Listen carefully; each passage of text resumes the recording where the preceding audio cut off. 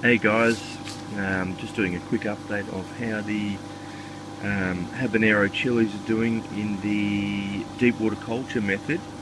So today is the 21st of Jan. So they've been in here around Christmas time. We put them in.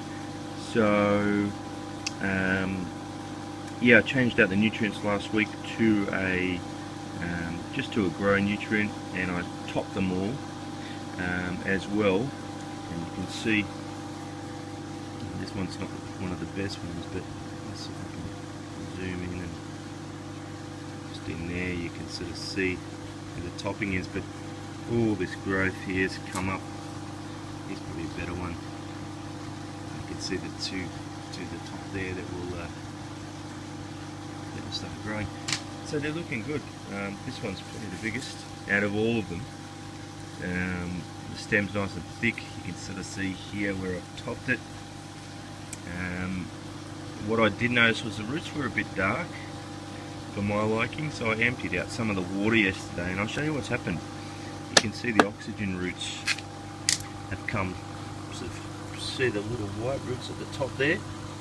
They're all the roots, that the oxygen roots there. So there is an air stone in there, but I think maybe, and that, you know, that's obviously sufficient, but that could be the main reason why the roots are dark, just because they were sitting a bit too much in the water as opposed to having a bit of a gap like the cracky method. But you know, I've dropped off the nutrients down to a third strength, and I found that was actually better. I had it at half strength, and I found the third strength actually is much better, because the leaves on the plants were just clawing at the end here, which means that you've got a bit too much, I think it's nitrogen, and the tips of the leaves were burnt on some of the other ones as well. They're okay now because I've dropped off the nutrient strength. I don't have a ppm meter yet. I will be getting one, but every time I've done hydroponics, I've always just went by the bottle, never went full strength in deep water culture, always went to maximum half strength. So I think you could do half strength in this and it'd be okay, but I've still got some seedlings. So I mean, this one here,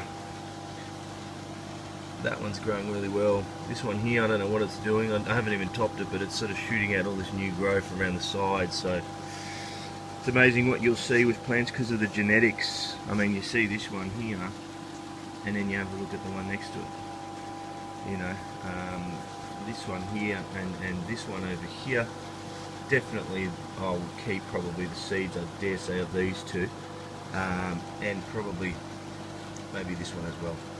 So yeah, I mean, that gives you an idea of how quickly they grow and how healthy they look as well. I moved some other chilies that weren't in the sun as much over here and put them in the sun, and they're now doing really well.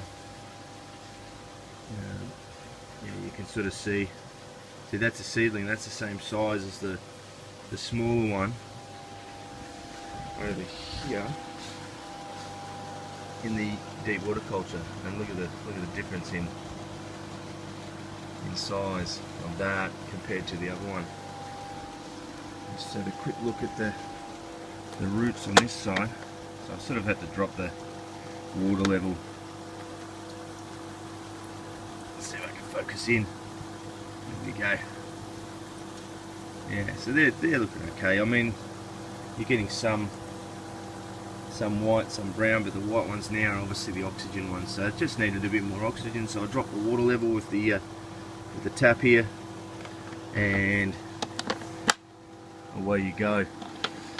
So I'll give you another update soon. I think the next time I'm going to change out the nutrients, I'll change them to a bloom nutrient, so we can start the you know, pumping some phosphorus and potassium and what have you, more so than the nitrogen.